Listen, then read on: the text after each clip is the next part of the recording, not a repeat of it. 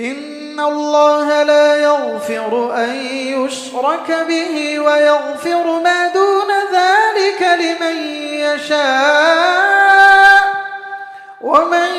يشرك بالله فقد افترى إثما عظيما. چوتھا ضابطہ ہے اور یہ بڑا اہم ضابطہ ہے. شیخ نے لکھا ہے من اعتقد ان غیر هدی النبی صلی اللہ علیہ وسلم اکمل من ہدیہ او ان حکم غیرہ احسن من حکمہ کالذین یفضلون حکم الطواغیت علی حکمہ فہو کافر. ترجمہ اس کا یہ ہے کہ جو یہ عقیدہ رکھے، آپ الفاظ پہ غور کریں، جو یہ عقیدہ رکھے، جو یہ مانتا ہو دل سے کہ نبی علیہ الصلوۃ والسلام کے علاوہ کسی اور کا طریقہ اللہ کے نبی کے طریقے سے بہتر ہے، یا جو یہ عقیدہ رکھے کہ اللہ کے نبی صلی اللہ علیہ وسلم کا حکم یا آپ کی شریعت کے مقابلے میں دوسرے کا حکم، دوسرے کا قانون زیادہ بہتر ہے. جیسے وہ لوگ جو طاغوتی حکومتوں یا طاغوتی قانون کو اللہ کے نبی کے قانون سے بہتر مانتے ہیں، تو ایسا ماننے والا آدمی کافر ہے. اس مسئلے کو سمجھیں گے اور اچھی طریقے سے، اس لیے کہ نئے زمانے میں لوگوں نے طاغوت کے نام پر، طاغوتی حکومتوں کے نام پر اس کے اندر بڑی اونچ نیچ کی ہے. لیکن اگر آپ اس تفصیل کو باریکی سے سمجھ لیں گے تو انشاءاللہ آپ کے سامنے مسئلہ پریشان کن نہیں ہوگا. مسئلہ کیا ہے؟ دیکھیے، یہ جو اللہ تعالیٰ کا قانون کی بات ہو رہی، اللہ تعالیٰ کی شریعت کی جو بات ہو رہی ہے،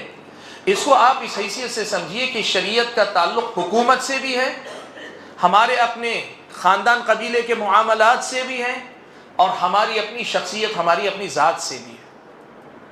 اللہ تبارک و تعالیٰ نے نبی علیہ الصلوۃ والسلام کو شریعت دے کر بھیجی ہے. فیصلہ اللہ تعالیٰ نے کیا ہوا ہے ہمارے اور آپ کے سامنے، ہمیں کیا کرنا ہے، کیا نہیں کرنا ہے. ایک ہے حکومت چلانے کے لیے نظام اور سسٹم، حکومت کا قانون جسے ہم دستور ہندوستان کا کہتے ہیں یا کسی بھی ملک کا دستور کہتے ہیں، اس کے مقابلے میں شریعت اسلامیہ کہتے ہیں. ایک تو ہے حکومت کے معاملات، اور یہ صرف حکومت کے معاملات میں نہیں، حکومت کے معاملات کے علاوہ ہمارے اپنے گھر، خاندان، قبیلے کے معاملات بھی ہیں. جیسے مثال کے طور پہ جائیداد کا بٹوارہ، جائیداد تقسیم کرنے کا معاملہ، اس میں بھی شریعت کا ایک ضابطہ، ایک قانون ہے، ایک فیصلہ ہے. اور اتنا ہی نہیں، خود آدمی کے اپنا نفس ہے. میں اپنے نفس پر اللہ تعالیٰ کے فیصلے کیسے نافذ کروں گا، کس چیز کو نافذ کروں، کس چیز سے بچوں، یہ اللہ تعالیٰ نے مجھے بتایا ہے. ایک مسلمان کی حیثیت سے ہر میں سے ہر آدمی اس کا مکلف ہے کہ اپنے اوپر، اپنے گھر بار کے لوگوں کے اوپر، اور اللہ تعالیٰ کے جہاں جہاں اللہ نے آپ کو اختیار دیا، اگر حکومت میں بھی آپ کو اختیار ملتا ہے، وہاں ہم اور آپ کو شریعت اسلامیہ ہی نافذ کرنی چاہیے، شریعت کا حکم ہی نافذ کرنا چاہیے. خود پر بھی، اپنے گھر بار میں بھی، اور زمین میں جہاں بھی آپ کو حکومت، اختیار، اقتدار حاصل ہو، وہاں شریعت اسلامیہ ہی کا نفاذ ہونا چاہیے. اپنے جھگڑے جب ہوتے ہیں، زمین کا جھگڑا ہو گیا، کسی بھی حقوق اور مال کے بارے میں جھگڑا ہو گیا، وہاں بھی شرعی ضابطوں کے مطابق ہی فیصلہ ہونا چاہیے. وراثت جائیداد کا معاملہ ہے، یہ معاملہ بھی اللہ کی شریعت کے مطابق ہی ہونا چاہیے. ایسے معاملات میں اگر کوئی آدمی، اب عبارت سنیں دوبارہ، اب آپ کی سمجھ میں مسئلہ آئے گا. من اعتقاد، اگر کوئی آدمی یہ عقیدہ رکھتا ہے ان ہدی غیر النبی صلی اللہ علیہ وسلم یا غیر ہدی النبی صلی اللہ علیہ وسلم، اللہ کے نبی صلی اللہ علیہ وسلم کی جو ہدایت، جو تعلیمات، جو شریعت، جو دین، جو حکم ہے یا جو قانون ہے، اس کے علاوہ کسی اور کا قانون اللہ کے نبی کے لائے ہوئے طریقے اور قانون سے بہتر ہے، یا اللہ کے نبی صلی اللہ علیہ وسلم کی شریعت کے مقابلے میں دوسروں کا قانون بہتر ہے، جیسے بہت سارے وہ لوگ جو غیر اسلامی نظام کو لے کر اسلام سے بہتر قرار دیتے ہیں، تو ایسا کرنے والے کافر ہیں. یہ شیخ الاسلام محمد بن عبد الوہاب رحمۃ اللہ علیہ نے ہمارے اور آپ کے سامنے بات رکھی. یہ مسئلہ آپ صاف رکھیں. اللہ تعالیٰ نے یہ بات صاف طور پہ کہی ہے، افحکم الجاہلیۃ یبغون ومن احسن من اللہ حکما لقوم یوقنون، کہ یہ لوگ زمانے جاہلیت کی طرف فیصلے چاہتے ہیں، اللہ تبارک و تعالی سے بہتر کون فیصلہ کرنے والا ہو سکتا ہے ان لوگوں کے لیے جو ایمان رکھنے والے ہیں۔ اب اسلام نے یہ بات صاف کر دی کہ ان الحکم الا للہ، کہ فیصلہ کرنا جو ہے یہ صرف اللہ تعالیٰ کے اختیار میں، شریعت وہی ہے جو اللہ تعالیٰ نے بھیجی ہے، میں اور آپ اپنی طرف سے کوئی شریعت بنا لیں یہ شریعت نہیں ہو جاتی۔ یہاں ہوتا کیا ہے، لیکن میں آپ کو ایک چیز بتاتا ہوں، غیر مسلم ممالک یا مسلم ممالک، یعنی جہاں کا حکمران غیر مسلم ہے یا جہاں کا حکمران مسلمان ہے، عام طور پر ہمارے زمانے میں طاغوت کے مسئلے کو صرف حکمرانوں سے جوڑ دیا گیا، جبکہ یہ معاملہ صرف حکمرانوں سے متعلق نہیں تھا۔ یہ جو مسئلہ طاغوتی نظام کی بات اکثر آتی ہے، یہ معاملہ سارے سماج سے متعلق ہے، مجھ سے متعلق ہے، میرے گھر بار سے متعلق ہے، اور اگر میرے پاس اختیار حکومت ہے یا کسی انسان کے پاس اختیار ہے تو اس سے متعلق ہے۔ یہ جو ساری چیزیں ہیں، ان میں لوگوں نے سب سے پہلے تو یہ کیا کہ یہ حاکمیت کا مسئلہ، نظام اسلام کا مسئلہ یا طاغوتی نظام کے مسئلے کو صرف حکومتوں سے جوڑ دیا، اپنے سے متعلق نہیں کیا۔ مثال کے طور پر میں آپ کو بتاؤں، کتنے ایسے لوگ ہیں جو اپنے لباس میں، اپنے عادات و اطوار میں، اپنے معاملات میں اللہ تعالیٰ کے شرعی حکم کو جانتے ہیں لیکن اپنے اوپر نافذ نہیں کرتے، لیکن وہ اگر کسی مسلم حکومت میں جی رہے ہیں، وہاں کا حکمران اپنی حکومت میں اسلامی شریعت کو نافذ نہیں کر رہا ہے، اسے طاغوت کہتے ہیں، خود کو طاغوت کہنے کے لیے تیار نہیں ہوتے۔ شریعت نے جو بات حاکمیت کی کہی وہ صرف حکومتوں سے متعلق نہیں کہی، آپ کی اپنی انفرادی زندگی سے لے کے، آپ کے گھر بار سے لے کے، آپ کا جہاں جہاں اختیار چلتا ہے، حتیٰ کہ آپ حکمران ہیں تو اللہ تعالیٰ کا قانون وہاں نافذ ہونا چاہیے۔ لوگ کیا کرتے ہیں؟ لوگ یہ کرتے ہیں، حکمران کا محاسبہ ابو بکر و عمر کی سیرت کو سامنے رکھ کر کرتے ہیں، اور اپنا مقابلہ ہمیشہ لگتا ہے شیطان سے کرتے ہیں، میں کتنا بھی برا ہوں میں شیطان سے بہتر ہی ہوں۔ یہ معیار نہیں۔ اگر آپ حاکمیت کی بات کر رہے ہیں تو حاکمیت یہ جو نافذ ہوگی، اللہ کی شریعت جو نافذ ہوگی، یہ حکومتوں میں بھی ہوگی، اور یہ جو ہے آپ کے خاندان قبیلے میں بھی ہوگی، مجھ پر بھی ہوگی، آپ پر بھی ہوگی۔ ایسے کتنے لوگ ہیں، جائیداد کے بٹوارے کی بات آتی ہے تو آدمی یہ دیکھتا ہے کہ میرا حصہ شریعت کے حساب سے مال تقسیم ہوگا تو مجھے زیادہ حصہ ملے گا، یا ہندوستانی دستور اور قانون کے مطابق فیصلہ ہو تو مجھے زیادہ ملے گا۔ اگر شریعت کے مطابق جائیداد میں حصہ زیادہ ملنے والا ہو، میں جو ہے سارے علماء کا ہر مقام پہ نہیں، مجھے شرعی فیصلہ چاہیے، نہیں مجھے شریعت کے مطابق وراثت چاہیے۔ لیکن اگر میں یہ دیکھتا ہوں کہ شریعت کے مقابلے میں ہندوستانی قانون کے مطابق مجھے زیادہ فائدہ مل سکتا ہے، اللہ کی شریعت جانتے ہوئے اسے چھوڑ کر آدمی کہتا ہے نہیں کورٹ میں ایک مسئلہ دیکھ لیں گے، کورٹ میں، یہ تو اللہ تعالیٰ کے قانون کو چھوڑ کر طاغوت کے پاس جانے والی بات ہوئی ہے۔ تو آپ یہ سب سے پہلے ضابطہ یاد رکھیں کہ یہ جو مسئلہ ہے اس کا تعلق صرف حکمرانوں سے نہیں، یہ شریعت کے جملہ مسائل سے متعلق ہے کہ اللہ کے نبی کی شریعت اور آپ کے طریقے کے مقابلے میں کسی اور طریقے کو بہتر ماننا، یہ جو ہے کفر کی بات ہے۔ اس کا تعلق انسان کی انفرادی زندگی سے، عائلی زندگی سے، اور پھر جو ہے حکومت کے نظام اور سسٹم سے بھی ہے۔ اب اس میں درجہ بندی ہے، یاد رکھیں۔ یہاں بھی لوگوں نے کیا کیا، شیخ الاسلام محمد بن عبد الوہاب رحمۃ اللہ علیہ کی عبارت بڑی واضح عبارت ہے، انہوں نے کہا من اعتقد ان غیر ہدی، جو یہ اعتقاد رکھے، جو یہ مانتا ہو کہ وہ اس سے زیادہ بہتر ہے، مانتا ہو۔ کبھی آدمی ایسا بھی ہوتا ہے کہ میں اس سے بہتر نہیں مانتا لیکن مجبوری ہے میرے سامنے، جیسے مثال کے طور پر میری جائیداد پہ کسی نے قبضہ کر لیا، کسی نے میری جائیداد پر قبضہ کر لیا، اب میں جائیداد پہ قبضے کے لیے اس آدمی کو بلا رہا ہوں، آؤ چلو چلتے ہیں کسی عالم دین کے سامنے بیٹھتے ہیں، ان کے سامنے مسئلہ رکھتے ہیں، شریعت کے دلائل کی روشنی میں تیرا ہو تو تیرا، نہیں تو میرا۔ وہ آدمی تیار نہیں ہوتا، چیز میری ہے، حق میرا ہے۔ اسلامی شریعت آپ کو ایسی صورت میں اجازت دیتی ہے کہ مجبوری کی صورت میں آپ اپنا مسئلہ کورٹ میں لے جاتے ہیں، کورٹ میں جا کے لڑتے ہیں، تو پھر آپ کا یہ لینا جو ہے، کورٹ کے فیصلے کے ذریعے اپنا حق لے لینا، یہ شرعاً جائز ہے۔ میں آپ کے سامنے تفصیل رکھوں گا اس کی، یہ شرعاً جائز ہے۔ اب اگر کوئی آدمی یہ کہے کہ دیکھو یہ آدمی اپنا مسئلہ کورٹ کے پاس لے کر جا رہا ہے، جبکہ وہ اپنی مرضی سے نہیں جا رہا ہے، خوشی سے نہیں جا رہا ہے، اللہ کے نبی کے شریعت کے فیصلے کے مقابلے میں کورٹ کے فیصلے کو بہتر سمجھ کے نہیں جا رہا ہے، وہ جا رہا ہے صرف اپنا حق بچانے کے لیے جا رہا ہے، تو ایسے آدمی پر یہ حکم لگا دینا کہ یہ طاغوت کو جو ہے عبادت کرنے والا یا طاغوت کی ماننے والا، طاغوتی نظام پہ چلنے والا، یہ غلط ہے۔ اسلامی شریعت نے درجہ بندی کی ہے، اور یہ درجہ بندی ہم کو یاد رکھنے کی ضرورت ہے۔ یہ درجہ بندی کیا ہے، آپ اس کو یاد رکھیے۔ شیخ ابن باز رحمۃ اللہ علیہ نے اس کی بڑی باریکی سے تفصیل کی اور بڑی اچھی تفصیل کی۔ کہتے ہیں دیکھو ایک آدمی اللہ تعالیٰ کے فیصلے کو اور غیر اللہ کے فیصلے کو، اللہ کے قانون کو غیر اسلامی قانون، اسلامی نظام کو اس کے مقابلے میں غیر اسلامی نظام کو، اللہ تعالیٰ کی طرف سے جن معاملات کے اندر فیصلہ آیا ہے، شریعت میں رہنمائی حکم موجود ہے، ایسے معاملے میں اللہ کے قانون کو چھوڑ کر غیر اسلامی قانون کو اپنا رہا ہے، تو اپنانے والے کے 4 درجے ہو سکتے ہیں، یاد رکھیے آپ۔ سب سے پہلے تو جن معاملات میں اللہ تبارک و تعالیٰ کا فیصلہ آیا ہے،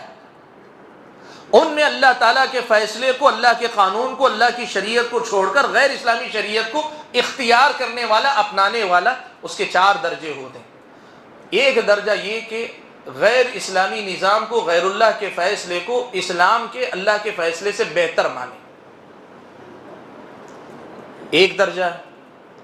دوسرا درجہ یہ ہے کہ غیر کے فیصلے کو اللہ کے فیصلے کے برابر مانے، یہ اور وہ دونوں برابر۔ اور تیسرا درجہ یہ ہے کہ غیر کے فیصلے کو اللہ کے فیصلے کے مقابلے میں کمتر مانے، لیکن تینوں میں سے کسی بھی درجے کو مانے لیکن جائز مانے۔ یہ مانے کہ اللہ تعالیٰ کے فیصلے کے مقابلے میں غیر اللہ کے فیصلے کو اختیار کرنا جائز ہے اور وہ بہتر ہے۔ یہ مانے کہ اللہ تعالیٰ کے فیصلے کے مقابلے میں غیر اللہ کے فیصلے، غیر اسلامی نظام کو اختیار کرنا جائز ہے اور وہ اور یہ دونوں برابر ہیں۔ یہ مانے کہ اللہ تعالیٰ کے قانون، اللہ کی شریعت کے مقابلے میں دوسرے کے قانون اور شریعت کو ماننا جائز ہے، گرچہ اسلام کے مقابلے میں کمتر ہے۔ اگر وہ یہ جائز مان کر کرتا ہے، بہتر مانے، برابر مانے یا کمتر مانے، لیکن جائز مان کر اگر اسے اپناتا ہے تو پھر یہ کفر کا درجہ ہے، یہ کفر کا درجہ ہے۔ آپ یہاں دیکھیں شیخ محمد بن عبد الوہاب رحمۃ اللہ علیہ نے ذکر کیا کہ اللہ کے نبی کے طریقے کے مقابلے میں دوسرے کے طریقے کو بہتر مانے تو کفر ہے۔ شیخ نے یہاں ایک ہی درجہ ذکر کیا ہے، اللہ کے نبی کے علاوہ دوسرے نظام کو، دوسرے طریقے کو، دوسرے قانون کو اس کے مقابلے میں بہتر مانے تو کفر قرار دیا۔ لیکن شیخ ابن باز رحمۃ اللہ علیہ نے اس کی مزید تفصیل کی۔ یہاں شیخ نے جو ذکر کیا اور شیخ ابن باز نے ذکر کیا، اس میں ٹکراؤ نہیں ہے۔ شیخ نے جیسا کہ آپ کی بات میں بار بار بتا رہا ہوں، سماج میں جو چیز پائی جا رہی تھی اس پر صرف تنبیہ کر رہے تھے، یہ نہیں بتا رہے تھے تمام صورتوں کو کا خلاصہ بس یہی ہے، نہیں۔ ایک تو یہ کہ اسلام کے مقابلے میں غیر اسلامی نظام کو بہتر مانے، جو یہاں شیخ نے ذکر کی، یا دوسرا درجہ یہ کہ اسلام کے نظام کے مقابلے میں دوسرے کو جائز مانے، اس کے برابر مانے، تیسرا درجہ یہ کہ اس سے کمتر مانے لیکن جائز مانے۔ ایسا ماننے والا آدمی کفر کرتا ہے، یہ کفر ہے۔ 3 درجے۔ اب یہ حکمران ہے، اسلامی قانون کے مقابلے میں غیر اسلامی نظام کو بہتر مانے، برابر مانے یا کمتر، لیکن جائز مانے تو وہ کفر کر رہا ہے حکمران۔ اور اگر میں اور آپ اپنی انفرادی زندگی، اپنے گھریلو زندگی کے اندر ہیں، اسلامی شریعت کے قانون کے مقابلے میں دوسرے قانون کو بہتر یا برابر یا اس سے کمتر لیکن جائز مان رہے، من اعتقاد رکھے کہ یہ جائز ہے، تو پھر یہ کفر کے درجے کا کام کر رہا ہے۔ لیکن اگر چوتھے درجے میں کوئی کر رہا ہے، شیخ ابن باز نے چوتھا درجہ جو ذکر کیا ہے وہ یہ کہ اگر کوئی آدمی یہ مانتا ہے کہ اللہ تعالیٰ نے جہاں جہاں حکم دیا، جہاں جہاں اللہ تعالیٰ کا قانون ہے، جہاں جہاں اسلامی شریعت ہے، ان تمام میں اللہ تعالیٰ کے قانون کے علاوہ دوسری کوئی چیز جائز نہیں ہے، یہ جانتا ہے کہ دوسری کوئی چیز جائز نہیں ہے، مانتا ہے کہ حرام ہے، لیکن پھر بھی اختیار کرتا ہے، یہ سمجھنے کی بات ہے۔ اصل میں یہ مانتا ہے کہ اللہ تعالیٰ کا جو بھی قانون ہے وہ قانون ہی صحیح ہے، اس کے علاوہ جو بھی ہے سب غلط ہے، صحیح نہیں مانتا اس کو، وہ مانتا ہے جائز نہیں، حرام ہے، ناجائز ہے، مانتا ہے، لیکن پھر بھی اس کو اختیار کرتا ہے۔ جیسے کوئی مسلم حکمران ہے، یہ مانتا ہے کہ اسلامی شریعت ہی کو نافذ کرنا چاہیے، اس کے علاوہ جو بھی قوانین ہیں اسلامی شریعت کے مقابلے میں جو قانون بنتے ہیں وہ سب ناجائز ہیں، لیکن پھر بھی نافذ کر رہا ہے، تو ایسا آدمی کفر نہیں کر رہا ہے، ایسا آدمی دراصل گناہ کبیرہ کا ارتکاب کر رہا ہے۔ اس کا درجہ اس آدمی کا ہے جو شراب کو حرام مانتا ہے لیکن پھر بھی پیتا ہے، زنا کو حرام مانتا ہے لیکن پھر بھی بدکاری میں مبتلا ہے، سود کو حرام مانتا ہے لیکن پھر بھی سودی معاملات سے اس کا تعلق ہے، بہت بڑا گنہگار ہے، لیکن کافر نہیں ہے۔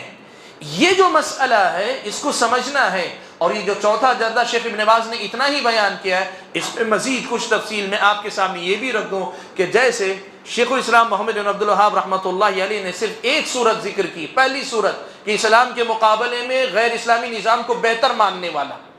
اس پر شیخ ابن باز نے مزید 2 درجوں کا اضافہ کیا کہ اسلام کے برابر لیکن جائز ماننے والا، اسلام سے کم تر لیکن جائز ماننے والا یہ بھی کفر ہے۔ ویسی شیخ ابن باز نے صرف چوتھی صورت ذکر کی کہ جو آدمی حرام مانتا ہے، غیر اسلامی نظام کو حرام مانتا ہے لیکن پھر بھی کر رہا ہے، تو وہ آدمی گنہگار ہے، کافر نہیں ہے، وہ مسلمان، گنہگار مسلمان، شرابی مسلمان، قاتل مسلمان، زانی مسلمان، سود خور مسلمان جیسے انتہائی گئے گزرے مسلمان ہیں، ایسے اللہ کی شریعت کو رکھتے ہوئے غیر اسلامی شریعت کی طرف جانے والا، حالانکہ مانتا ہے کہ وہ جائز نہیں ہے، جانے والا ایسا آدمی گنہگار ہے، وہ کافر نہیں ہے۔ اس میں مزید تفصیل یہ میں آپ کے سامنے رکھوں، اگر کوئی آدمی مجبوری میں جاتا ہے مانتا ہے کہ وہ جائز نہیں ہے لیکن مجبور ہے، مجبور کس معنی میں کہ اس کے بغیر اس کے کچھ مسائل حل نہیں ہوتے، اس کے حقوق کی حفاظت نہیں ہو پاتی، اس کے حق کی حفاظت نہیں ہو پاتی۔ جیسے میں نے ابھی آپ کے سامنے بتایا، کورٹ کچہری میں آپ جانے پہ مجبور ہیں اس لیے کہ اس کے بغیر کوئی اور راستہ نہیں کہ آپ اپنے گھر کی حفاظت کریں، آپ اپنی جو ہے جان و مال کی حفاظت کریں، تو پھر ایسے جانے والا آدمی مجبور آدمی ہے، یہ گنہگار بھی نہیں ہے۔ جو مجبوری میں جاتا ہے اور یہ سمجھ کر جاتا ہے کہ یہ ناجائز ہے لیکن اب حق کی حفاظت کے لیے اس کے علاوہ کوئی اور راستہ نہیں ہے فی الوقت، تو ایسی مجبوری میں جانے والا فَمَنِ اضْطُرَّ غَيْرَ بَاغٍ وَلَا عَادٍ فَلَا إِثْمَ عَلَيْهِ، جو آدمی مجبور کر دیا جائے، نہ تو وہ حد سے تجاوز کر رہا ہے نہ وہ رغبت کے ساتھ اس میں جا رہا ہے، تو اس پر کوئی گناہ نہیں، اس درجے میں وہ آدمی آ جاتا ہے۔ اور آج یہ بات بھی صاف کر دوں کہ اگر کسی غیر مسلم حکومت کے اندر رہنے والا مسلمان اپنے حقوق کی حفاظت کے لیے یہاں کے غیر اسلامی نظام حکومت میں کوئی حصہ لیتا ہے، اس طرح حصہ لیتا ہے کہ وہ راضی نہیں، وہ سمجھتا ہے کہ جائز نہیں ہے لیکن ہمارے اپنے حقوق کی حفاظت کے لیے اس کے علاوہ کوئی راستہ نہیں ہے، تو جو لوگ یہ کہتے ہیں ووٹنگ میں شرک کرنے والے طاغوت کی عبادت کرتے ہیں، ان کو یہ مسئلہ سمجھنا چاہیے کہ یہ کفر بھی نہیں اور یہ گناہ کبیرہ بھی نہیں ہے، یہ جواز کے درجے میں ہے، مجبوری کے اندر جائز ہے، لیکن جیسے شریعت کہتی ہے الضرورات تبیح المحظورات، کہ ضرورت جب انتہا کو پہنچ جاتی ہے تو پھر ممنوع چیز حلال ہوتی ہے، اور دوسری طرف یہ کہتی ہے الضرورات تقدر بقدرها، کہ ضرورتیں جتنی ہوتی ہیں دروازہ اتنا ہی کھولنا چاہیے، اسے سبب بنا کر پوری طرح داخل نہیں ہو جانا چاہیے، اس ضابطے کو ہم اور آپ کو یاد رکھنا چاہیے۔ اب کوئی حکمران ہو، کوئی مسلمان اپنے خاندان قبیلے کے معاملات میں ہو یا انسان اپنے نفس پر ہو، 3 درجے میں نے آپ کے سامنے بتائے، اسلامی نظام کے علاوہ غیر اسلامی نظام کو بہتر مانتا ہو یا برابر مانتا ہو یا کم تر، لیکن تینوں میں سے کسی بھی صورت کو جائز مانتا ہو، تو ایسا سمجھنے والا انسان کفر کر رہا ہے، ایسا کفر جو دائرہ اسلام سے باہر نکال دیتا ہے۔ لیکن اگر کوئی ایسا ہے جو اسلامی نظام قانون شریعت کے علاوہ دوسری کسی چیز کو حرام اور ناجائز مانتا ہے لیکن پھر بھی کر رہا ہے، تو کرنے والے کو دیکھیں وہ اپنی مرضی اور اختیار سے کر رہا ہے، اپنے اختیار رکھتے ہوئے بھی کر رہا ہے، تو پھر اس کا حکم ہوگا وہ زانی کی طرح، قاتل کی طرح، شرابی کی طرح، سود خور کی طرح گناہ کبیرہ کا ارتکاب کرنے والا مسلمان ہے۔ اور اگر وہ مجبوری میں کر رہا ہے، اور مجبوری یہ آدمی اپنے طور پہ طے نہیں کرتا، یہ اہل علم طے کرتے ہیں کہ دائرہ کتنا کھل سکتا ہے، اس کی مجبوری کتنی ہے، کس حد تک اس کے لیے گنجائش ہے، علم کی روشنی میں بصیرت کے ساتھ یہ طے ہوتا ہے، آدمی کی خواہشات پہ طے نہیں ہوتا۔ اگر کوئی آدمی ان ضوابط کی پابندی کرتے ہوئے اگر شرعی قانون کے مقابلے میں غیر اسلامی قانون کا سہارا لے رہا ہے، اسے حرام سمجھ رہا ہے، لیکن مجبوری کی حالت میں تو پھر یہ گنہگار بھی نہیں ہے۔ اس ساری تفصیل کے مقابلے میں ایک مسئلہ اور بھی آتا ہے، وہ مسئلہ یہ ہے کہ جن مسائل میں شریعت اسلامیہ نے آپ کو کسی قانون کا پابند نہیں کیا، وہ معاملہ شریعت نے پہلے ہی سے عام چھوڑا ہوا ہے کہ لوگ اپنی مصلحت کے مطابق طے کر لیں، تو اب اگر ایسے کسی معاملے میں لوگ اپنے قانون، ایک نظام، ایک سسٹم بنا لیتے ہیں، وہ شریعت کے مقابلے میں قانون نہیں ہے، شریعت کے فیصلے کے مقابلے میں فیصلہ نہیں ہے، بلکہ شریعت نے اس معاملے میں آزادی دی، لوگ اپنی مصلحت کے حساب سے طے کر لیں، ایسا کوئی قانون لوگ آپس میں بنا لیتے ہیں اور بنا کر اس کی اگر کوئی آدمی پابندی کر رہا ہے، اسے طاغوت بھی نہیں کہیں گے، اسے غیر اسلامی نظام بھی نہیں کہیں گے۔ جیسے مثال کے طور پہ ٹریفک کا نظام ہے، یا پھر جو ہے آپ اپنے پاس اپنے بستی محلے کے اندر انتظام کے لیے، سہولت کے لیے کچھ قوانین بنا لیتے ہیں، آپ اس کی پابندی کر رہے ہیں، تو کوئی نہیں کہے گا یہ غیر اللہ کو حاکم بنانے والی بات ہے، یہ نہیں کہے گا۔ اگر کوئی ایسے معاملات میں جہاں شریعت کا کوئی طے شدہ فیصلہ نہیں، شریعت نے آزادی چھوٹ دی ہے، لوگ اپنی طرف سے قوانین بنا لیتے ہیں۔ جیسے کسی بھی مسلم ملک کے اندر مثال کے طور پر آپ دیکھ لیجئے کہ حاکم ٹریفک کا نظام بنا دیتا ہے، یا مثال کے طور پہ سعودی عرب کے اندر حج کا جو موسم آتا ہے اس کے لیے ایک ضابطہ بنایا گیا ہے کہ 5 سال میں ایک مرتبہ ہی ایک آدمی حج کر سکتا ہے، دوبارہ 5 سال گزرنے تک وہ حج نہیں کر سکتا وغیرہ۔ تو لوگ یہ ساری چیزیں کہتے ہیں کہ دیکھو یہ اللہ تعالیٰ کے قانون کے مقابلے میں اپنا قانون بنانے والا نہیں ہے، قانون ویسا نہیں، یہ لوگوں کے لیے چھوٹ ہے، آسانی ہے۔ فریضۃ الاسلام ایک مرتبہ فرض ہے، اس کے مقابلے میں بعد میں آپ کے لیے سنت ہے، مستحب درجے میں۔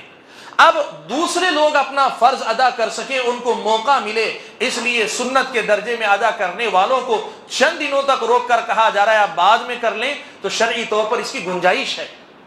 ایسا کوئی قانون بنتا ہے اور اس کی پابندی کی جاتی ہے ٹریفک نظام کی، اسے اگر کوئی کہے تو یہ حاکمیت میں شرک ہے، یہ اللہ کو، غیر اللہ کو حاکم بنانے میں شرک ہے، تو پھر یہ خوارج والی رائے ہے، یہ خوارج والی رائے۔ خوارج نے کیا کیا تھا پتہ ہے؟ حضرت معاویہ اور حضرت علی رضی اللہ تعالیٰ عنہما کے درمیان ایک مسئلے پر اصل میں ہوا یہ کہ دونوں کے درمیان اختلاف رائے ہوا، آپ کو پتہ ہے۔ فیصلہ ہوا آخر میں جا کر کہ یہ کام کریں گے کہ حضرت معاویہ کی طرف سے عمرو بن عاص اور حضرت علی کی طرف سے حضرت ابو موسیٰ اشعری رضی اللہ تعالیٰ عنہم اجمعین، اور ان کے ساتھ کچھ اور لوگ مل کر فیصلہ کریں گے، جو فیصلہ کریں گے حضرت معاویہ اور حضرت علی دونوں کو یہ فیصلہ منظور ہوگا۔ اب یہ کیا ہوا؟ حضرت معاویہ نے عمرو بن عاص کو حاکم مانا، حضرت ابو موسیٰ اشعری رضی اللہ تعالیٰ عنہ کو حضرت علی نے حاکم مانا، تو ان خوارج نے کہہ دیا کہ تم نے اللہ کے مقابلے میں غیر اللہ کو حاکم مان لیا، تم کافر ہو گئے۔ اللہ کے مقابلے میں تم نے غیر اللہ کو حاکم مان لیا، تم کافر ہو گئے۔ ان الحکم الا للہ، حاکمیت صرف اللہ کی ہو سکتی ہے، تم نے غیر اللہ کو حاکم ماننا، اس لیے کافر ہو گئے۔ حضرت ابن عباس رضی اللہ تعالیٰ عنہما ترجمان قرآن، عالم حبر الامہ جن کو کہا جاتا ہے، امت کے عالم، انہوں نے ان خوارج کے ساتھ مناظرہ کیا، ان سے کہا اچھا سنو، تمہارا مسئلہ یہی نہ ہے کہ انہوں نے انسانوں کو حاکم بنا لیا، اگر میں قرآن سے دلیل دوں کہ ان کا یہ کرنا صحیح ہے تو تم کیا کرو گے؟ کہا دلیل دیجئے۔ تو حضرت عبداللہ ابن عباس رضی اللہ تعالیٰ عنہما نے قرآن مجید کی آیت پڑھی، اللہ نے یہ حکم دیا ہے کہ شکاری حالت احرام میں شکار نہیں کر سکتا، حالت احرام میں موجود آدمی کسی جانور کا شکار نہیں کر سکتا۔ اگر حالت احرام نے کسی جانور کا شکار کر لیا تو اسے فدیہ دینا پڑے گا، اس کا کفارہ ادا کرنا پڑے گا۔ وہ کفارہ کیا ہوگا؟ وہ کفارہ کیا ہوگا؟ وہ طے کریں گے تم میں سے دو آدمی، یحکم بہ ذوی عدل منکم، تم میں سے دو انصاف کرنے والے لوگ کھڑے ہوں گے اور بتائیں گے کہ ہاں تم نے جو جانور مارا ہے اس کی قیمت یہ بنتی، اس کے مقابلے میں اس کے برابر کہ یہ جانور تمہیں کفارے میں دینا پڑے گا۔ تو حضرت ابن عباس نے کہا دیکھو اللہ نے کہا ہے کہ ان کے مقابلے میں کون سا جانور بنانا چاہیے، اللہ تعالیٰ نے انسانوں کو حاکم بنانے کا حکم دیا۔ دوسری آیت کا حوالہ دیا، میاں بیوی میں آپس میں اگر اختلاف ہو جائے تو پھر فَبَعَثُوا حَكَمًا مِّنْ أَهْلِهِ وَحَكَمًا مِّنْ أَهْلِهَا، مرد کی طرف سے ایک، عورت کی طرف سے ایک، دو حکم فیصلہ کرنے والے بھیجے جائیں. ان یریدا اصلاحا یوفق اللہ بینہما، اگر وہ دونوں اصلاح کرنا چاہیں تو اللہ تعالیٰ دونوں کے اندر جوڑ کر دے گا. تو کہا دیکھو اللہ نے یہاں حاکم بنانے کا حکم دیا ہے، تو جن معاملات میں اللہ نے گنجائش دی ہے وہاں کوئی قانون بناتا ہے تو نہ قانون بنانا اللہ کی حاکمیت میں شرک ہے، اور نہ اس قانون کو ماننا طاغوت کی پیروی کرنا شمار ہوتا ہے. یہ حضرت ابن عباس رضی اللہ تعالیٰ عنہما نے ان کو سنایا، اور خوارج میں سے اسی مجلس میں 2000 خارجیوں نے توبہ کی اپنی غلطی سے. لیکن پھر بھی کچھ لوگ اس وقت بھی ڈٹے ہوئے کہہ رہے تھے نہیں یہ دونوں کافر ہیں، نعوذ باللہ. حضرت معاویہ اور حضرت علی اور ان کے ساتھی جماعت کو کافر قرار دیتے رہے. تو جہاں اسلامی شریعت نے آپ کو قانون طے شدہ نہیں دے دیا ہے بلکہ اس میں چھوٹ دی ہے، اگر آپ اپنی ثوابدید کے مطابق قوانین بناتے، قانون بنانے والے کو غیر اللہ کی حاکمیت نہیں کہیں گے یا حاکمیت میں شرک نہیں کہیں گے، اور ایسے کسی قانون کو اپنانے والے کو بھی غیر اللہ یا اللہ کی حاکمیت میں شرک کرنے والا نہیں کہیں گے. یہ تفصیل ہے اللہ تبارک و تعالیٰ کی حاکمیت میں شرک سے متعلق جو اس ایک ضابطے کے تحت آتی ہے. میں آپ کے سامنے یہ بات جو رکھنا چاہ رہا ہوں وہ یہ کہ چوتھا جو ضابطہ ہم نے آپ کے سامنے رکھا، اس ضابطے میں شیخ الاسلام محمد بن عبد الوہاب رحمۃ اللہ علیہ نے ایک چیز صرف ذکر کی ہے، لیکن شیخ ابن باز کی باتیں اور دیگر دلائل کی روشنی میں ہم نے یہ بات آپ کے سامنے رکھی ہے کہ کب اللہ تعالیٰ کی شریعت کے مقابلے میں دوسرے کو منتخب کرنا کفر اکبر شمار ہوگا، اور کب اللہ تبارک و تعالیٰ کی شریعت کے مقابلے میں دوسری کسی حکم کو، فیصلے کو اپنانا کفر اکبر شمار نہیں ہوگا، گناہ شمار ہوگا، اور کب گناہ بھی نہیں بلکہ مجبوری میں جائز تصور کیا جائے گا. یہ تفصیل میں نے آپ کے سامنے رکھی ہے. اب ان میں سے جو سب سے پہلی صورت تھی وہ صورت شیخ الاسلام نے ذکر کی، کہا من اعتقد ان غیر هدی النبی صلی اللہ علیہ وسلم اکمل من ہدی، جو آدمی عقیدہ رکھے کہ نبی علیہ الصلوۃ والسلام کی جو ہدایت ہے اس کے مقابلے میں کسی اور کی ہدایت یعنی رہنمائی یا قانون یا دستور یا شریعت وہ زیادہ مکمل اور بہتر ہے، یا وَأَنَّ حُكْمَ غَيْرِهِ أَحْسَنُ مِنْ حُكْمِهِ، کہ اللہ کے نبی کے فیصلے کے مقابلے میں دوسروں کا فیصلہ زیادہ بہتر ہے. كَالَّذِينَ يُفَضِّلُونَ حُكْمَ الطَّوَاغِيتِ عَلَى حُكْمِهِ، جیسے وہ لوگ جو طاغوتی حکومتوں کے فیصلے کو اللہ کے نبی کے فیصلے پر مقدم رکھتے ہیں، فَهُوَ كَافِرٌ، تو ایسا اعتقاد رکھنے والا، اپنانے والا انسان کافر شمار ہوگا. یہ اس مسئلے کی تفصیل ہے. اب اس مسئلے میں کچھ اور جزئیات باقی ہیں. شیخ الاسلام محمد بن عبد الوہاب رحمۃ اللہ علیہ کا مختصر سا رسالہ نواقض الاسلام، اس کی شرح اور اس کی وضاحت ہم لوگ کر رہے تھے. ان 10 نواقض میں سے جن کا تذکرہ شیخ نے اس کتاب میں کیا ہے، چوتھا جو ناقض ہے یا چوتھی بنیاد جو اسلام کو ڈھا دیتی ہے، اسلام کو ختم کرنے والی ہے، اس کا تذکرہ ہم لوگ کر رہے تھے اور ہم نے تقریباً بات اس پر مکمل کر لی ہے. شیخ نے لکھا ہے من اعتقد ان غیر ہدی النبی صلی اللہ علیہ وسلم اکمل من ہدی، جو آدمی یہ عقیدہ رکھے کہ نبی علیہ الصلوۃ والسلام کے طریقے کے مقابلے میں دوسرے کسی کا طریقہ زیادہ مکمل ہے، بہتر ہے، او ان حکم غیرہ احسن من حکمہ، یا نبی علیہ الصلوۃ والسلام کی شریعت یا قانون جو فیصلہ ہے اس کے مقابلے میں دوسرے کا فیصلہ زیادہ بہتر ہے. کالذین یفضلون حکم الطواغیت علی حکمہ، جیسے وہ لوگ جو طاغوتوں کے فیصلوں کو اللہ کے نبی کے فیصلے پر مقدم رکھتے ہیں یا بہتر مانتے ہیں. فہو کافر، ایسا کہنے والا آدمی کافر ہے. آپ نے اب تک اس کی تفصیل سنی کہ یہ جو ہے ناقض کب ہوگا، کب ناقض نہیں ہوگا. مختصر میں نے آپ کو بتایا اسلام سے بہتر یا اسلام کے برابر یا اسلام سے کمتر لیکن غیر اسلامی نظام کو جائز ماننے والا یا اسے جو ہے بہتر ماننے والا جو آدمی ہوگا یہ کفر کے درجے کا کام کرے گا. رہا وہ آدمی جو اسے حرام مانتا ہے تو حرام ماننے کے بعد اس کے 2 درجے ہو گئے. حرام ماننے کے باوجود وہ خود آگے بڑھ کر اختیار کر رہا ہے حالانکہ اس سے بچ سکتا ہے، اسے کوئی ضرورت نہیں، مجبوری نہیں، تو ایسا آدمی گنہگار ہے شرابی قاتل کی طرح، یا پھر مجبور ہے کہ اپنے حقوق کی حفاظت کے لیے کوئی راستہ نہیں ہے، تو ایسی مجبوری میں ضرورت کی حد تک اس راستے کو اپنانے والا جو شریعت اسلامیہ کا راستہ نہیں، اس کے مقابلے میں دوسرا راستہ ہے، تو ایسا آدمی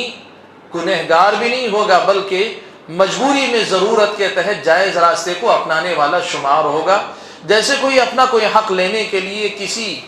عدالت، کسی محکمے میں چلا جائے، یا اسی قبیل سے ہم نے کہا کہ ہندوستان میں جو قانون ہے، جو نظام ہے، یہاں کے نظام میں کوئی آدمی ووٹنگ میں شرکت وغیرہ کرتا ہے، اپنے حقوق کی حفاظت کے لیے اگر اس کے علاوہ کوئی راستہ نہیں ہے، تو ایسا کرنے والے آدمی کو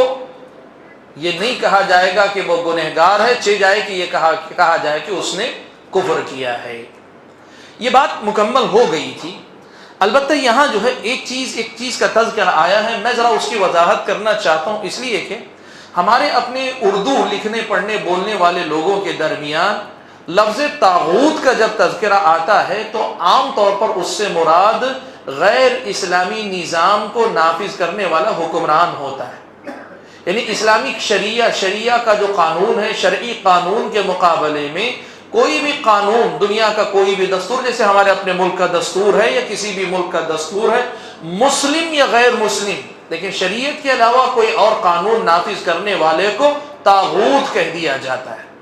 اور طاغوت کہنے کے بعد میں پھر یہ بات یہاں تک آتی ہے کہ لوگوں نے آج یہ تک کہا ہے، اور آپ سے نہیں، ہمارے پاس جو ہے، ہمارے پاس لوگ میسیجز بھیجتے رہتے ہیں، مختلف قسم کے مضامین بھیجتے رہتے ہیں، وہ یہ بتانا چاہتے ہیں کہ آپ لوگ اگر یہاں رہتے ہوئے انقلاب لانے کی کوشش نہیں کرتے ہیں تو گویا آپ بھی طاغوت کی عبادت کر رہے ہیں۔ آپ لوگ اس ملک میں رہتے ہوئے یہاں کے سسٹم کے خلاف بغاوت اگر نہیں کرتے ہیں تو آپ یہاں جو ہے کفر کر رہے ہیں، آپ کفر میں جی رہے ہیں۔ بلکہ بعض لوگوں نے قرآن مجید کی ایک آیت کریمہ آپ سب جانتے ہیں، فَمَن يَكْفُرْ بِالطَّاغُوتِ وَيُؤْمِن بِاللَّهِ فَقَدِ اسْتَمْسَكَ بِالْعُرْوَةِ الْوُثْقَى لَا انفِصَامَ لَهَا۔ سورہ بقرہ کی یہ جو آیت ہے، اس میں اللہ نے کہا جو طاغوت کا انکار کرے اور اللہ پر ایمان لائے تو اس نے بڑے مضبوط سہارے کو تھام لیا۔ یہ آیت لکھ کر بھیج کر یہ پیغام دیتے ہیں، اور ہم سے کہتے ہیں لوگ اکثر کہ آپ لوگ جو ہے ایمان باللہ کی تو بہت باتیں کرتے ہیں، لیکن کفر بالطاغوت کی بات آپ لوگ کرتے ہی نہیں ہیں، آپ لوگ طاغوت کا انکار کرتے ہی نہیں۔ یعنی ان کی مراد یہ ہے کہ آپ یہاں کے قانون، جیسے ایک ملک ہے، یہ ملک ڈیموکریٹک کنٹری، ایک ڈیموکریسی کی بات آتی ہے، یا پھر جو ہے دوسرے ممالک، مسلم ممالک کے اندر وہ لوگ اپنے قوانین بناتے ہیں، ان کے خلاف اگر آپ نے بات نہیں کی تو آپ کا ایمان نہیں، اس لیے کہ ایمان طاغوت کے انکار کے بعد شروع ہوتا ہے۔ یہ جو صورتحال ہے، اس مسئلے کو صحیح ڈھنگ سے سمجھنا ضروری ہے۔ ذکر آ گیا ہے کہ یفضلون حکم الطواغیت علی حکمی، طاغوتوں کے فیصلے کو اللہ کے فیصلے پر مقدم رکھتے ہیں۔ اس کا مطلب کیا ہے یہ سمجھنا ضروری ہے، ورنہ یہ غلط سوچ آج ہمارے سماج کے اندر جڑ پکڑ رہی ہے بعض لوگوں کے اندر، اور اسی کے نتیجے میں لوگ منحرف تنظیموں کی فکر کا شکار ہوتے ہیں۔ ایسی تنظیمیں جو اسلامی شریعت کے اصولوں کے خلاف جا کر دنیا کے اندر بدامنی کا، دنیا کے اندر انتشار کا، فتنہ و فساد کا سبب بن رہی ہے، ان کے ہتھے چڑھ جاتے ہیں اسی مسئلے کو لے کر، طاغوت کے مسئلے کو لے کر۔ اس لیے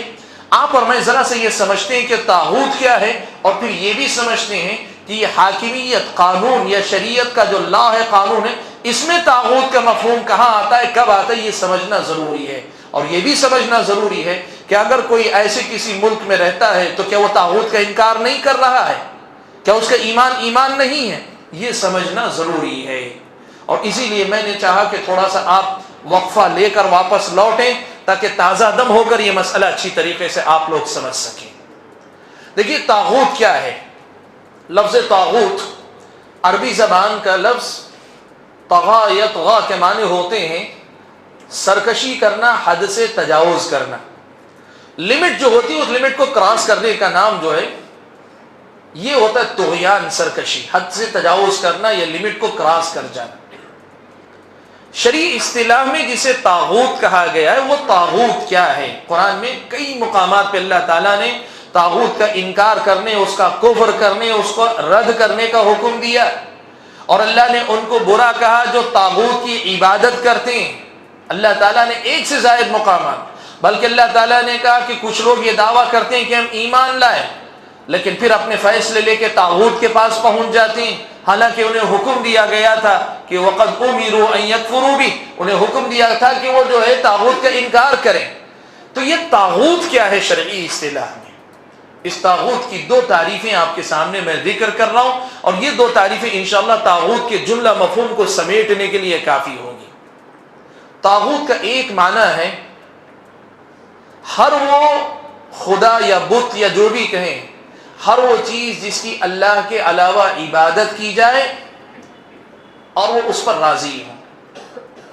हर वो चीज जिसकी इबादत की जाए और वो उस पर राजी हो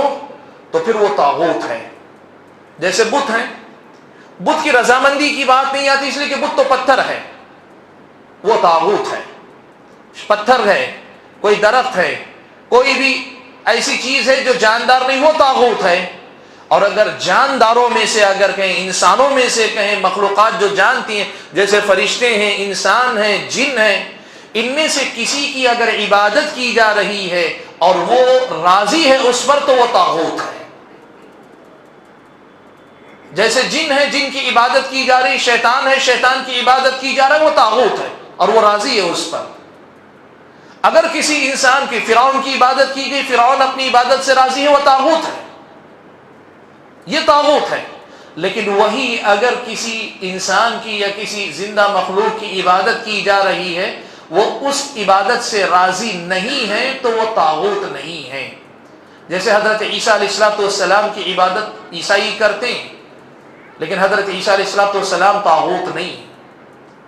हजरत ईसा अलैहिस्सलाम तागूत नहीं। या फरिश्तों की बहुत सारे लोग इबादत करते थे, बहुत सारे लोग फरिश्तों की भी इबादत करते थे, फरिश्ते तागूत नहीं है। तो तागूत की तारीफ यह है कि हर वो चीज जिसकी इबादत की जाए और अगर वो जिंदा मखलूकात में से है तो ये मजीद शर्त होगी कि वो उस इबादत से राजी हो, तो फिर वो जो है तागूत है। अब इस तरह आप देख लेंगे,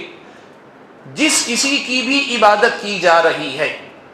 जिस किसी की भी इबादत की जा रही है, अगर वो जिंदा मखलूक नहीं है, जिंदा नहीं है, जिंदा इंसान नहीं, जिंदा मखलूक नहीं है, तो फिर वो तागूत है। और अगर वो जिंदा इंसान है या जिंदा हैं और उनकी इबादत की जा रही है और वो उससे राजी हैं, तो फिर वो तागूत है। अब इस पस मंजर में आप देखिए, जितने आपको ये सब शिर्क के अड्डे नजर आते हैं, जो भी, अगर वो इंसान नहीं है वो तागूत हैं, और अगर वो इंसान है, खास तौर पे मैं आपको बताना चाहूं, ऐसे मुकामात जहां पर गैरुल्लाह की इबादत की जाती है इंसानों में से, अगर जिंदगी में भी वो यही तालीम देते रहे हैं, शिर्क की बातें, एहतराम औलिया के नाम पे अल्लाह ताला के मामलात बंदों की तरफ फेरने वाली बातें, और मरने के बाद लोग उनकी भी कब्र बनाकर उनके साथ ये मामलात करते, वो भी तागूत में दाखिल होंगे। जितने यहाँ बुत हैं, जितने ज्यादा मुकामात हैं जिनकी परस्तिश की जाती है, ये सब तागूत हैं। और इनके कुफ्र का मतलब क्या है? इनके कुफ्र का मतलब यह है कि आप तौहीद का इकरार करें, आप तौहीद का इकरार करें, आप अल्लाह ताला की तौहीद को माने, गैरुल्लाह की इबादत से इनकार करें, तो आपने तागूत का इनकार किया। सादा अल्फाज में अगर कहें, अगर आपने कलिमा ला इलाहा इल्लल्लाह मुहम्मदुर रसूलुल्लाह का उसका माना समझकर आपने इकरार किया, तो आपने कुफ्र बित्तागूत भी किया, व युमिन बिल्लाह, अल्लाह पर ईमान भी ले आए। अशहदु अल्ला इलाहा इल्लल्लाह, मैं गवाही देता हूं कि अल्लाह के अलावा कोई माबूद बरहक नहीं। ला इलाह, ये कुफ्र बित्तागूत है, इल्लल्लाह, ईमान बिल्लाह है। कुफ्र बित्तागूत और ईमान बिल्लाह है। हर वो मुसलमान जो इस कलीमे का इकरार करता है, उसका माना समझता है, और माना समझने के बाद उसके तकाज़ों का पाबंद है, उसने तागूत का इनकार किया है, वो अल्लाह ताला की तौहीद पर साबित कदम है, कायम है।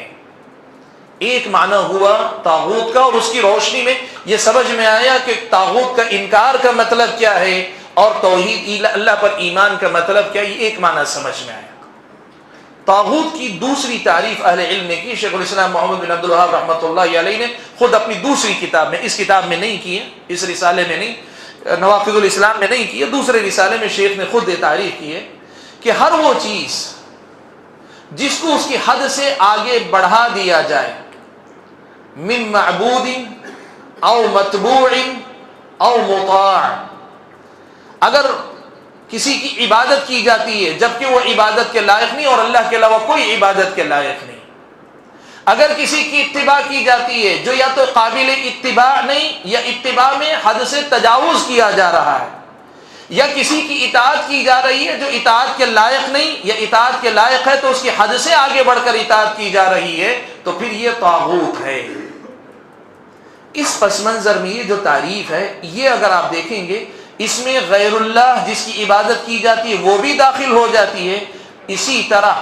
وہ حکمران بھی داخل ہو جاتے ہیں جن حکمران کی اندھی اطاعت کی جائے, ایسی اطاعت کہ جس میں جو ہے صرف اس کی بات سنی جائے, یہ نہ دیکھا جائے کہ اس کی اطاعت اس میں جائز ہے کہ نہیں. آپ کو معلوم ہے آپ کسی کو بھی اپنا ذمہ دار مانتے ہیں تو آپ کو اطاعت ہے, السمع والطاعہ, امیر کی اطاعت کا اسلام نے حکم دیا, لیکن وہی اسلام نے یہ بھی کہا ہے کہ آپ کے لیے ضابطہ ہے کہ لا طاعۃ لمخلوق فی معصیۃ الخالق, اگر کسی مخلوق کی اطاعت آپ خالق کی نافرمانی میں بھی کرتے ہیں تو پھر آپ جو ہے اطاعت کے باب میں حد سے تجاوز کر رہے ہیں. اب اگر آپ نے کسی حکمران کی اطاعت کی, کس معاملے میں کی, وہ معاملہ جس میں آپ کو اطاعت کی اجازت نہیں ہے, تب پھر آپ نے اس کو طاغوت بنا دیا, اس کے معاملے میں حد سے تجاوز کر لیا, اسے اس کے مقام سے آگے بڑھا دیا ہے. اور وہ چاہتا ہے کہ آپ اس کی اطاعت کریں, وہ جانتا ہے کہ یہ شریعت کے خلاف ہے لیکن پھر بھی آپ کو حکم دے رہا ہے اور آپ اس کی اطاعت کر رہے ہیں, تو پھر وہ طاغوت ہے. جیسے حلال و حرام کے فیصلے یہ اللہ تعالیٰ نے جو ہے شریعت میں کیے ہیں. اب کوئی آدمی حلال و حرام کے فیصلے شریعت کی روشنی میں کرنے کے بجائے حکمران جو کہے وہی حلال ہے, حکمران جو کہے وہی حرام ہے, یا پھر حکومت فرد کی نہ ہو کر قوم کی ہو, جسے ڈیموکریسی کہتے ہیں, ڈیموکریٹک کنٹری میں جسے حلال مان لیے وہ حلال ہے, جسے حرام کر دیے وہ حرام ہے, اسے حرام حلال مان لے تو پھر یہ طاغوت بن جاتا ہے, یہ طاغوت بن جاتا ہے. لیکن اگر کوئی آدمی یہ مانتا نہیں ہے بلکہ وہ مانتا ہے کہ نہیں اس کی اطاعت میں کروں گا جو جائز ہے اس حد تک, جہاں سے وہ ناجائز حد کراس کریں گے میں اس کی اطاعت نہیں کروں گا, اس نے اسے طاغوت نہیں مانا ہے, اس نے اسے طاغوت نہیں بنایا ہے. یہ فرق سب سے پہلے ہمیں یاد رکھنا چاہیے. میں ذرا سے اس کی وضاحت کر دیتا ہوں آپ کے سامنے کہ کیسے حلال و حرام کے معاملے میں غیر اللہ کو اختیار دے دینا یا غیر اللہ کے حلال کو حلال, غیر اللہ کے حرام کیے ہوئے کو حرام مان لینا, یہ طاغوت یا شرک کیسے ہو جاتا ہے. آپ یہ دیکھیے قرآن مجید میں اللہ تبارک و تعالیٰ نے کہا اتخذوا احبارهم ورهبانهم اربابا من دون اللہ. ان اہل کتاب نے کیا کیا, اپنے احبار اور رہبان کو اللہ تعالیٰ کے مقابلے میں رب مان لیا, رب بنا لیا. حضرت عدی بن حاتم رضی اللہ تعالیٰ عنہ عیسائی تھے, اسلام قبول کیا تھا انہوں نے. یہ آیت کریمہ جب نازل ہوئی تو اللہ کے نبی کے پاس آئے, آ کر کہنے لگے اللہ کے نبی ہم نے تو کبھی اپنے مذہبی رہنماؤں کو خدا نہیں مانا ہم نے, لیکن اللہ تعالیٰ تو کہہ رہے ہیں کہ انہوں نے خدا بنا لیا. تو اللہ کے نبی صلی اللہ علیہ وسلم نے حضرت عدی سے پوچھا کہ عدی کیا ایسا نہیں ہے کہ جس چیز کو وہ حلال کہہ دے تم اسے حلال مان لیتے تھے, جس چیز کو وہ حرام کر دیں, شریعت نہیں, ایک عالم ایک دینی رہنما شریعت بتاتا ہے کہ شریعت میں حلال ہے شریعت میں حرام ہے, بتا ہو رہا ہے لیکن بات شریعت کی ہے, وہ بات نہیں. آدمی اپنی طرف سے طے کرے یہ حلال تو حلال, یہ حرام تو حرام. کیا ایسا نہیں ہے کہ جب وہ حلال کہیں تو تم بھی اسے حلال کر لیتے ہو اور وہ جو حرام کہیں تو تم حرام کر لیتے ہو؟ تو حضرت عدی بن حاتم نے کہا کہ اللہ کے نبی ہاں یہ تو کرتے تھے, ہم جب عیسائی تھے اپنے مذہبی رہنما جو کہہ دیتے اسی کو مانتے تھے. اللہ کے نبی صلی اللہ علیہ وسلم نے کہا کہ یہی ان کو خدا بنا لینے والی بات ہے. تو یہ وہ چیز ہے کہ کسی بھی آدمی کی اطاعت میں اس کی جو حد ہے اس سے آگے آپ بڑھ جائیں. آپ ایک عالم کی، ایک ذمہ دار کی اطاعت کے پابند ہیں جب تک وہ شریعت کے تابع رہے. شریعت سے آگے جا کر اگر وہ فیصلے کرتا ہے، ان فیصلوں کو آپ مرضی سے پسند کر کے اختیار کرتے ہیں تو وہ طاغوت ہے، اور آپ اس کی اطاعت کرنے والے گویا آپ طاغوت کی عبادت کر رہے ہیں. یہ جو ہے مفہوم، یہ طاغوت کی دوسری تعریف میں نکل. اب اس کی روشنی میں آئیے ہم دیکھتے ہیں. ابھی ہم نے یہ پڑھا کہ غیر اسلامی نظام، اللہ تعالیٰ کے قانون کے مقابلے میں دوسرے کے قانون کو اختیار کرنا. اگر کوئی آدمی غیر اسلامی نظام کو اسلام سے بہتر نظام سمجھتا ہے، یا اسلام کے برابر کا نظام سمجھتا ہے، یا اسلام سے کم تر درجے کا نظام سمجھتا ہے لیکن جائز سمجھتا ہے، تو پھر گویا اس نے اسے طاغوت بنایا، اور اگر اس طریقے سے اپنائے تو گویا اس نے طاغوت کی عبادت کی.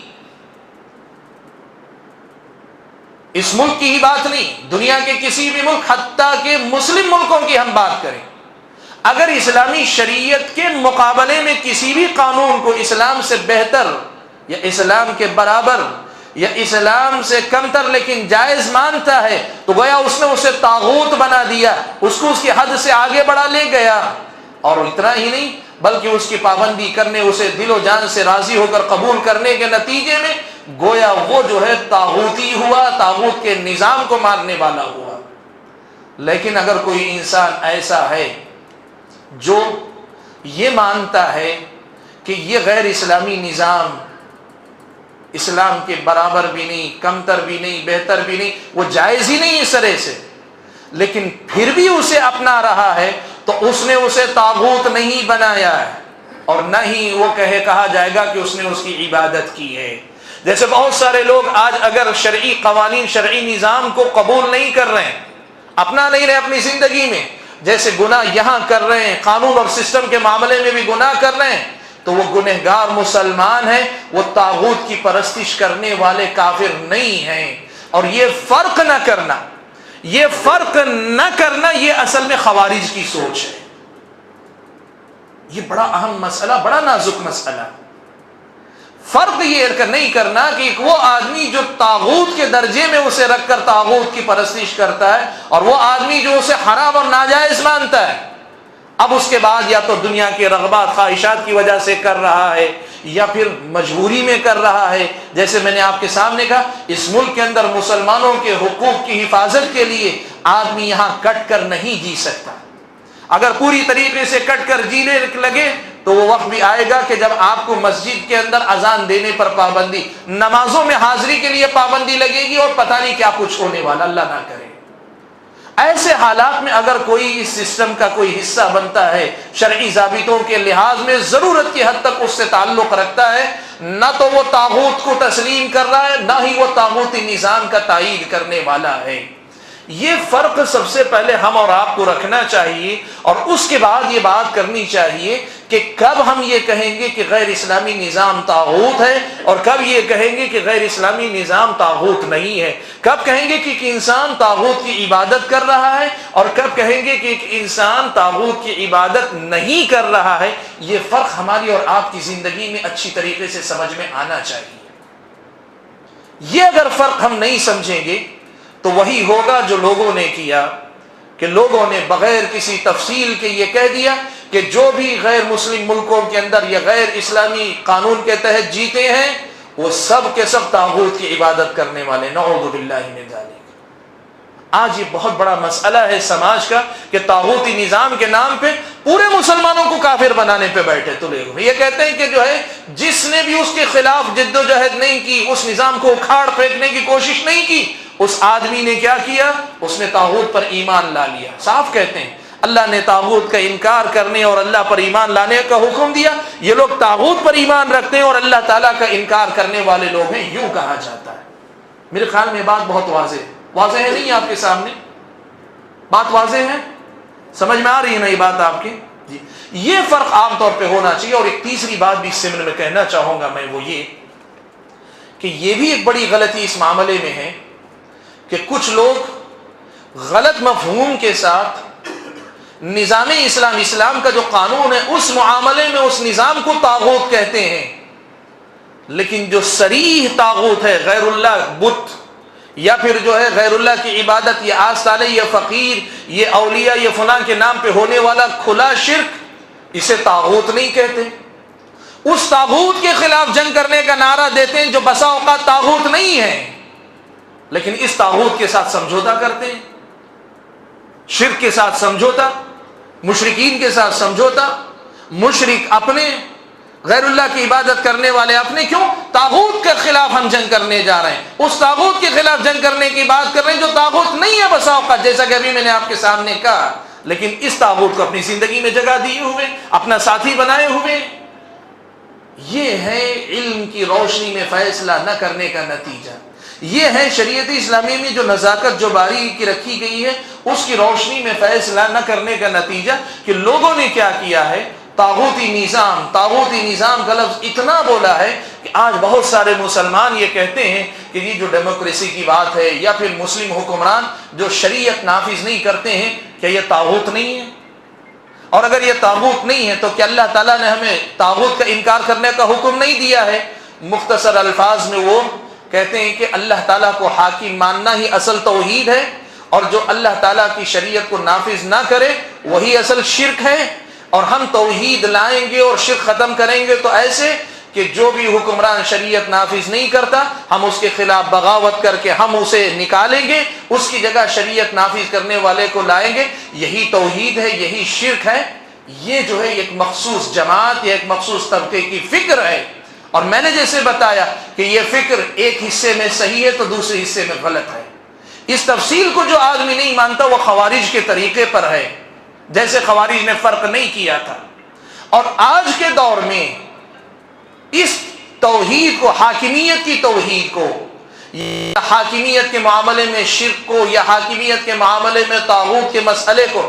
سب سے بڑا مسئلہ قرار دینا، اور خود اپنی زندگی، اپنے سماج، بلکہ بسا اوقات اپنی جماعت کے بعض ممبر، بعض لوگوں کا یہ صورتحال ہوتی ہے، وہ شرک کے اڈوں کی حفاظت کر رہے ہیں، شرک کے اڈوں کا کے جو مؤید بنے ہوئے، ٹرسٹی بنے ہوئے ہیں، لیکن اسے وہ طاغوت نہیں کہتے، اسے وہ طاغوت نہیں سمجھتے۔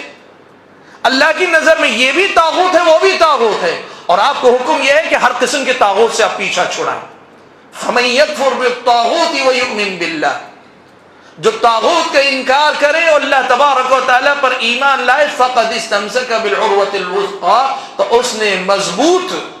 سہارے کو پکڑا ہے۔ یہ جو تفصیل ہے طاغوت کے سلسلے میں، یہ ہم لوگوں کو یاد رکھنی چاہیے۔ آج ہمارا مسئلہ یہ ہے کہ لفظ طاغوت کا لفظ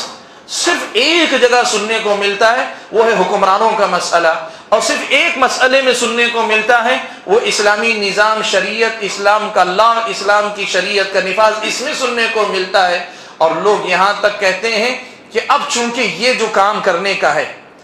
اب اس طاغوت کو ہٹانا ہے، غیر اسلامی نظام کو ہٹا کے اسلامی نظام لانا ہے، تو اب یہاں کرنے کا کوئی کام نہیں سوائے اس کے کہ ہتھیار اٹھا لیے جائے، سوائے اس کے کہ ہتھیار اٹھا کر اس کا خاتمہ کیا جائے۔ آپ کی سوچ میں ہزار غلطیاں، آپ نے طاغوت کو ابھی سمجھا نہیں ہے، اور اسلام کہتا ہے اگر وہ بھی طاغوت ہے تو اس کو سمجھانے یا اس کو ختم کرنے، اس کو ہٹانے کا راستہ سب سے پہلے نمبر پر دعوت و تبلیغ کا راستہ ہے، دعوت و تبلیغ کا راستہ ہے۔ لوگوں کے سامنے اس کی وضاحت کرنا ہے کہ ہمیں طاغوت سے بچنے کا اللہ تعالیٰ نے حکم دیا ہے، تو کیسے حکم دیا ہے؟ آپ دیکھیں قرآن مجید کی ایک آیت آپ کے سامنے پڑھ کر میں آپ کو اس کا مفہوم واضح کرتا ہوں۔ سورہ نساء میں اللہ تعالیٰ نے کچھ لوگوں کا تذکرہ کیا کہ أَلَمْ تَرَ إِلَى الَّذِينَ يَزْعُمُونَ أَنَّهُمْ آمَنُوا بِمَا أُنزِلَ إِلَيْكَ، کیا آپ نے نہیں دیکھا ان لوگوں کو جو لوگ یہ دعویٰ کرتے ہیں کہ ایمان لائے جو کچھ آپ پر اتارا گیا یا آپ سے پہلے انبیاء پہ جو بھی اتارا گیا، ایمان کے دعوے دار ہیں، وہ کیا کرتے ہیں؟ یریدون ان یتحاکموا الی الطاغوت، وہ چاہتے ہیں کہ اپنے فیصلے طاغوت کے پاس لے جائیں، وہ چاہتے ہیں کہ اپنے فیصلے طاغوت کے پاس لے جائیں۔ وقد امروا ان یکفروا بہ، حالانکہ انہیں حکم دیا گیا ہے کہ وہ اس کا انکار کریں۔ یہ آیت کس کے بارے میں نازل ہوئی؟ مفسرین اگر آپ جا کر دیکھیں، مفسرین نے ذکر کیا ہے اس آیت کے سلسلے میں کہ یہ آیت ایک مسلمان اور ایک یہودی کے درمیان جھگڑے کے بعد نازل ہوئی، یا بعض روایتوں سے یہ بھی معلوم ہوتا ہے، سبب نزول ابن کثیر نے ذکر کیا ہے وہ یہ کہ بعض لوگوں نے یہ کہا کہ زمانے جاہلیت کے قانون کے مطابق ہمیں فیصلہ چاہیے، زمانے جاہلیت کے قانون کے مطابق ہمیں فیصلہ چاہیے. یا دوسری روایت میں کہا ایک مسلمان یا یہودی آپس میں جھگڑ پڑے تو یہودی کہہ رہا تھا محمد صلی اللہ علیہ وسلم کے پاس فیصلے کے لیے چلیں گے، تو مسلمان کہہ رہا تھا کعب بن اشرف کے پاس جائیں گے، یہودیوں کے سردار کے پاس. آیت کے سبب نزول سے آپ جوڑ کر دیکھیں گے تو یہ بات صاف طور پہ کھل کر آئے گی کہ اللہ تبارک و تعالیٰ کی شریعت جو موجود تھی اس کے فیصلے کو ناپسند کرتے ہوئے اللہ تعالیٰ کی شریعت کے مقابلے میں غیر اللہ کے قانون کی طرف، چاہے زمانے جاہلیت کے قانون، اسلام کے ہوتے ہوئے زمانے جاہلیت کے قانون کی طرف، یا محمد صلی اللہ علیہ وسلم کے ہوتے ہوئے کعب بن اشرف کی طرف جانے والے کو اللہ نے تنبیہ کرتے ہوئے کہا آپ نے نہیں دیکھا ان کو حکم تھا کہ اس طاغوت کا انکار کریں، یہ اسی کے پیچھے جا رہے، اسی کے پاس اپنے فیصلے لے کر جا رہے. تو اللہ تعالیٰ نے جو طاغوت کی بات کہی ہے وہ ایسا کوئی مسئلہ نہیں ہے کہ غیر اللہ کو آپ مطلق طاغوت کہہ دیں اور ہر آدمی کو طاغوتی بنا کر چھوڑ دیں، یہ صحیح طریقہ نہیں. بہرحال مجھے جو بات آپ کے سامنے اصل میں ذکر کرنی تھی وہ جو شیخ الاسلام محمد بن عبد الوہاب رحمۃ اللہ علیہ نے یہاں جو بات ذکر کی ہے کالذین یفضلون حکم الطواغیت علی حکمی، وہ لوگ جو طاغوتوں کے فیصلوں کو محمد صلی اللہ علیہ وسلم کے فیصلے پر مقدم رکھتے ہیں، جیسے کعب بن اشرف کی طرف جانا اللہ کے نبی کے ہوتے ہوئے، یا پھر جو ہے زمانے جاہلیت کے فیصلے کو طلب کرنا جبکہ شریعت اسلام موجود ہے، یہ اللہ تعالیٰ نے اسے جو ہے طاغوت کہا. شیخ الاسلام محمد بن عبد الوہاب رحمۃ اللہ علیہ نے بڑی دقت کے ساتھ لفظ ذکر کیا، یفضلون،